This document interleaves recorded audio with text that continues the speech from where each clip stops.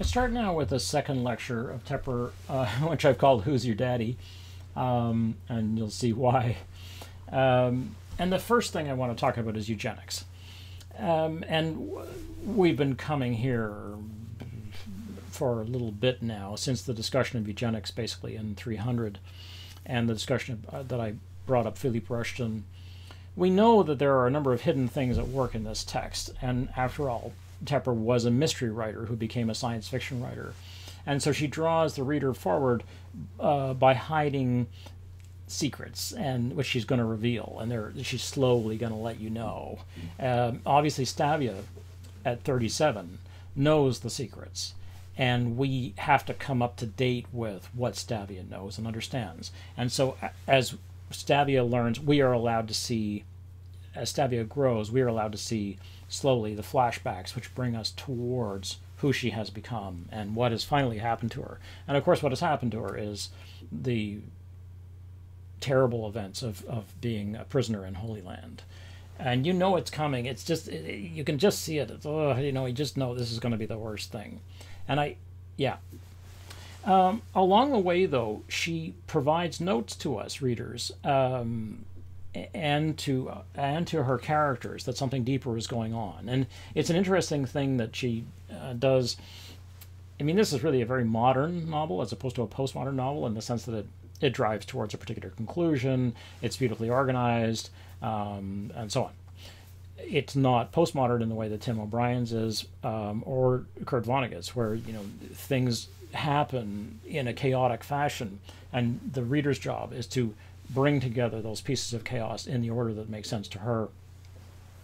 This is not that. It's highly organized, and the author's intent, the author is, got her hand on your head and saying, now look over here, now look over there, see, you don't know everything. Okay. And Chernin, it's very interesting because Stavia talks about wheels on page 120, and just about 100 pages later on 217, Chernin has this same notion of wheels. And he says, I think of two wheels turning in opposite directions. These big, big wheels, one inside the other, whirling to make a kind of deep humming sound. Sometimes I can almost hear it. And what's interesting about that is that this is his image of there's something inside the thing. The garret, everything else is outside running, and that's the appearance. And inside is the wheel that's running everything, and that's the reality. And so Women's Country is the reality, and everything else is appearance. It's a show. It's a play, right? I pointed out in the first lecture that Tepper's narrative is a braid, or a weaving, basically, of different lines. But here we have a different model. It's mechanical, and it's a good deal more threatening than the fabric. I mean, the fabric is an open, clear model where you can see things are intertwined, and if we can step back, we can see the overall pattern. And this is a concept that was best expressed by Henry James' famous essay about the way that fiction works, called The Figure in the Carpet, where basically there's he sort of makes the analogy that a text, any text, play, movie, at the time there were no movies, but play, novel, extended movie, song, anything which is a narrative, a poem, these are all texts. If you pull back from it long enough, far enough, you will see that there is a figure in the carpet. The carpet, if you're down on it, you can't really see the figure. It's got furniture on it and stuff like that. But then when you pull back, you're like, oh, look, there's a harp in it, or whatever the image is. Okay, so what Chernin is hearing is the underlying machinery of the book, the events in it, including, as we come to suspect, a much more complex form of governance that the women are running. And Joshua points this out to Stavia about the world that he lives in, because after all, he's subordinate, and he accepts that. And he says, still, don't you think it's reasonable? After all, none of you women ever had to make such a choice as we have made. Most of you accept your way of life without judgment of it. Donal and I have chosen our way, your way, as our own. Wouldn't you find that interesting if you were on the council? And this is on page 132. And it is interesting. It's absolutely necessary that she understand that everybody has to run this thing. Everybody has got to be in on the game. Now, only the central unit can be. It's essentially it's a closed secret, but it's known to quite a few. It has to be if it's going to work. The women are capable of pretty much everything they want to do. And what they're not going to do is bother with counsel from the warriors. They're already dead as far as the women are concerned. They don't, well, the women who understand what's going on. They're known to be not only useless but dangerous. So you just got to keep them out. They're essentially insane. The people that you're after are the new men who come back through the gate to women's country. Those are the people you want to ask for advice. And say, okay, well, so you're a man who does not have this illness, this war illness. What do you make of the situation? And okay. So I think one of the things that happens with this book, or happened with this book when it was first released, and that when men read it, was that they felt it was emasculating. It's like, no, I think that's missing the point entirely. So often was true of feminism. And I think it's still true. I mean, that's why people like Rush Limbaugh are so, he's just a frightened, insecure man. Well, more than that. I mean, he's pathologically... Well, I don't think these people are sane, but anyway, whatever. So Septimius has already gotten there, because he and Tonya and Koss didn't know. I mean, they just see what's going on. This is the chorus, right? More men come back through the gates in each succeeding generation. Selection, perhaps? Remarkable how many books on women's country refer to selection on 288. So selection, eugenics, breeding programs are inordinately dirty words because of the effects of social Darwinism in terms of colonialism from the 19th century, where the poor and enslaved, where women are at the bottom of the barrel, basically there, where this is the policy. This has been the policy that leads to countries holding colonies, and it leads to wars like the American War in Vietnam. Which, yeah, I know, it was about anti-communism and protecting the Southeast Asia, but it also was a colonial war. You can't get around that.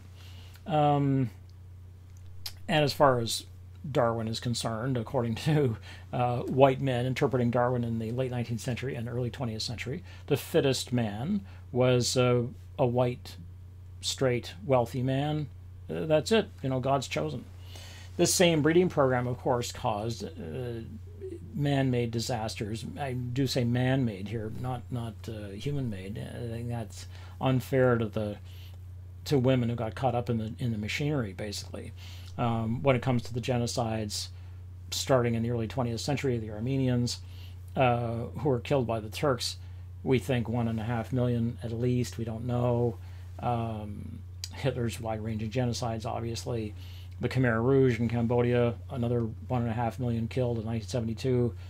The Hutus attacking the Tutsis in Rwanda, 1 million in 1994, and so on. So these are all examples of eugenics, which is why it's such a dirty word. At the same time, we use eugenics. We do breed, and this has become an enormous issue now, that people can look at a genome and say, wait a second, what's that? We've done say you do a genetic match, you take genetic material from the mother and the father of a child to be, and you look at them and say, how are these going to fit together? Oh, look, we see two genes that are come together, and the likelihood of the child having Down syndrome is 80%.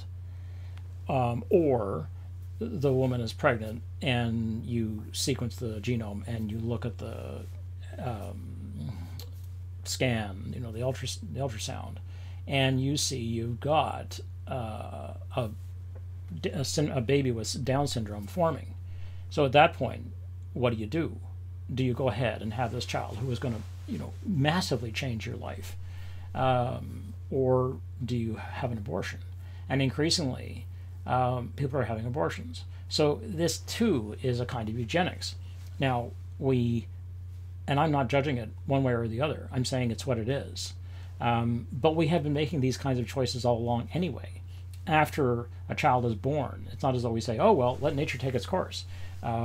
You'll see families that are aggressively ambitious for their children will put children in, like have them learn languages when they're 1. You know, have them use flashcards, have them learn, get a massive vocabulary, go to the right schools, go to better schools, go to the most expensive schools, and so on. And, you know, train the child to be a killer, to be competitive, and so on. These are training. It's a breeding program. You're breeding for a particular kind of outcome, where you want the child. You're not saying, oh well, you know, we'll see what the child's nature is, and if they happen to be competitive, then okay, that's fine, we'll go along with that. Or if they have to be, you know, sweet, good-natured, and they're not interested in competition, well, okay, that's fine too. You know, they'll find they will find work, they will find a life which suits them.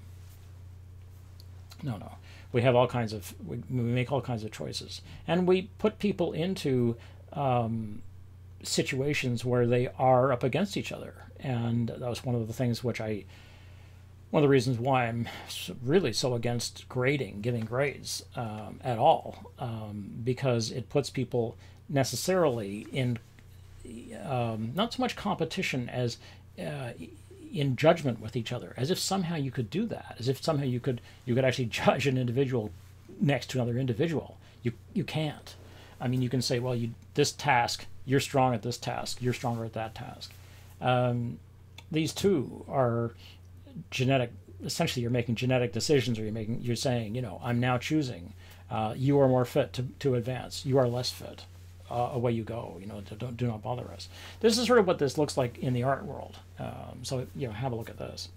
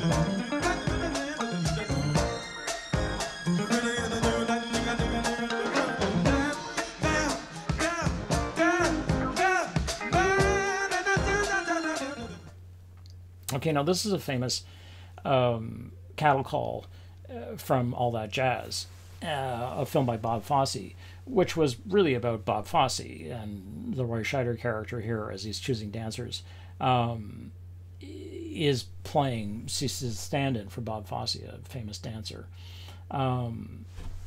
and choreographer and all-around sort of genius as far as people are concerned in the theater world. And he was a smart guy, and he made some amazing films, brutal, tough films, and All That Jazz is one of them. It's a meditation on death, basically, and it's hard stuff. I mean, he doesn't flinch, he doesn't look away. But the point about this kind of cattle call is that you see the Roy Scheider character has got to pick the people who are going to basically make the core, the chorus line, perfect. And he knows what he needs. So, he comes up to somebody, he's like, no, you're out. So are you in the genetic jackpot, or are you out of the genetic jackpot? Or at some point, somebody's going to make a cut, and you will be cut away, or not. Part of what comes with selection is a requirement to cut down everything from that selection. So if you say, okay, this is a bad seed, root it out, and I'm deliberately using an agrarian plant metaphor there, you have to go after the thing, root and branch, as they say, which means you need to dig down and dig out the root system so you never have this thing again, and burn it so it doesn't pollinate and so on. Margot says, we have met with representatives from all of your councils. Their mass garrisons will outnumber ours 4-1. We have agreed that none of those from Marthatown are to return at all on 311. So if there's any conscience left, then these people do have consciences still. They don't sleep well, and this is something that Margot says. We call ourselves the damned few on 291. This is a joke because there's damn few of us, but the few that are making these decisions are damned, because they are going to have the whole of the garrison killed because it is a bad seed and it has to be rooted out. And so that is the punishment, essentially, for what has happened with Chernin, the Chernin's mistakes, and the attempt to bring about some kind of revolution, which is some sexual fantasy on the part of the garrison. Has got to be. It means that the whole area has got to be burned over, and that is eugenics.